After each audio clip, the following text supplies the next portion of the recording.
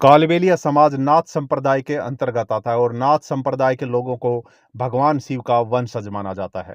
सरल हिस्ट्री के इस वीडियो में हम आपको लेकर चलते हैं नाथ संप्रदाय के 9 नाथ में से एक कानिफनाथ महाराज के इतिहास और समाधि स्थल की ओर।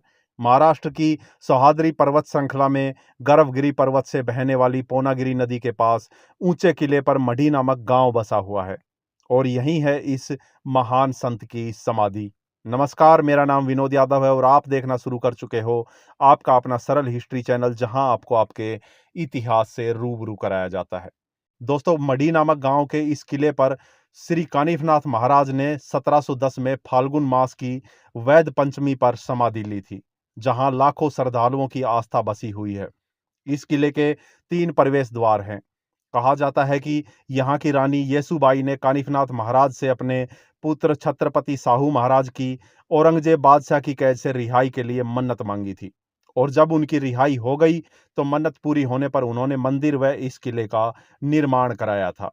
इस मंदिर के निर्माण कार्य में यादव, कैकाड़ी, बेलदार, वैद, गारुड़ी, लमाण, भील, जोशी, कुम्हार और वडारी सहित कई जाति वर्ग के लोगों ने अपना तन, मन और धन से सहयोग दिया था। इसलिए इस तीर्थ स्थल को दलितों की पंडरी नाम से भी जाना जाता है।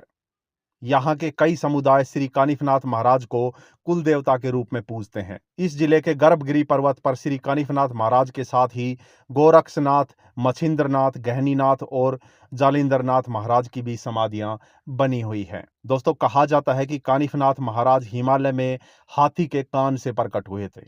पुराणों में इसके पीछे एक सुंदर कथा भी मौजूद है। कान से जन्म होने के कारण उनका नाम कानिफनाथ रखा गया था। कानिफनाथ गुरु प्रिय और आदर्श शिष्य जाने जाते हैं।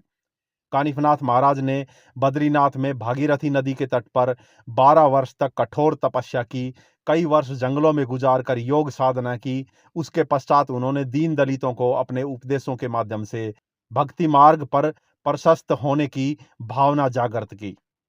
उन्होंने दलितों की पीड़ा दूर करने के विषय पर साबरी भाषा में कई रचनाएं की। कहते हैं कि इन रचनाओं के गायन से रोगियों के रोग दूर होने लगे हैं।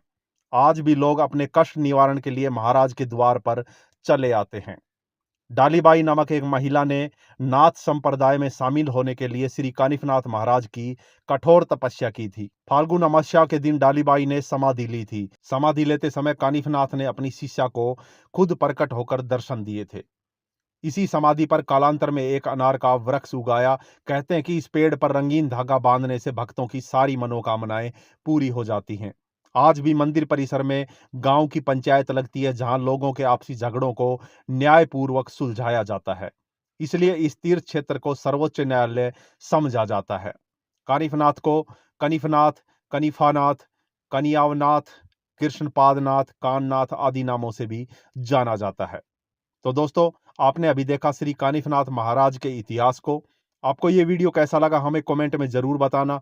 वीडियो को लाइक और शेयर जरूर करना। मैं जल्द आपसे मिलता हूँ एक नए वीडियो के साथ। तब तक के लिए जय हिंद, जय भारत।